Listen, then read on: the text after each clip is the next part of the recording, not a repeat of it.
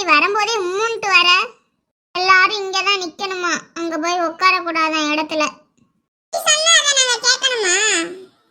நான் சொல்லலடா, டீச்சர் தான் சொன்னாங்க. கேட்டா கேளு, இல்லைன்னா போய் உட்காரு.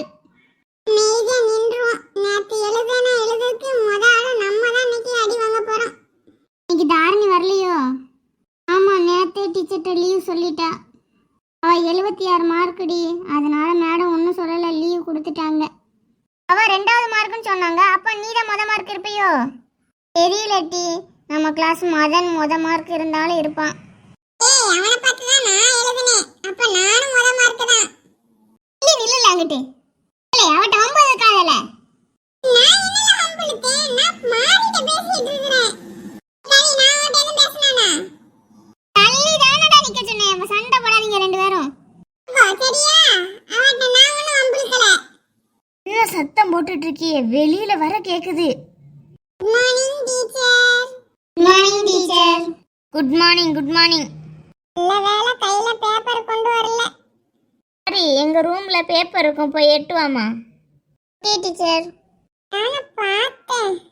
என்ன சுதன், 100க்கு 100 எடுத்துட்டு போல.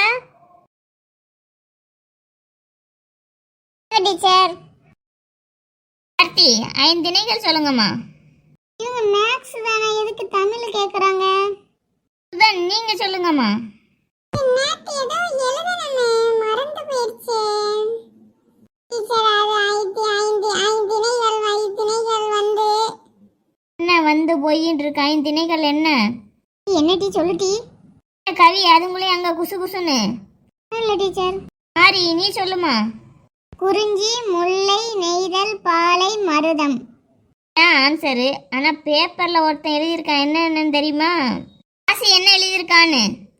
மேற்கு திணை, கிழக்கு திணை, வடக்கு திணை, மேற்கு திணை, கிழக்கு மேற்கு திணை.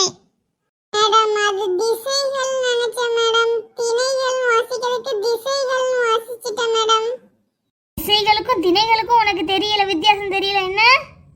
விடுங்க மேடம், விடுங்க மேடம், மயிர் வலியே, விடுங்க விடுங்க. ஒருத்தன்ட்டு கவிதை, இவனை பார்த்து நீயும் அப்படியே காப்பி பண்ணி இருக்கிற என்ன? அவளை பார்த்து தானே நான் எழுதுனேன், எனக்கு ஏன் இந்த அறிவு? இல்ல, நாளைக்கு உங்க அம்மாவை கூட்டு வர, இல்லைன்னு ஓ முதுகு தோல் இப்படிதான் பேயும். உங்களால கேபின்ல ஒரே கேவலம். டீச்சர் எல்லாம் விழுந்து விழுந்து சிரிக்கிறாங்க. ஒருத்திய பார்த்து ஒருத்தி காப்பி பண்ணும் போது கூட இது தப்புன்னு தெரியல. உங்களுக்கு கேவலமா இருக்கோ இல்லையோ, உங்க கிளாஸ் டீச்சரா இருக்க எனக்கு கேவலமா இருக்குது.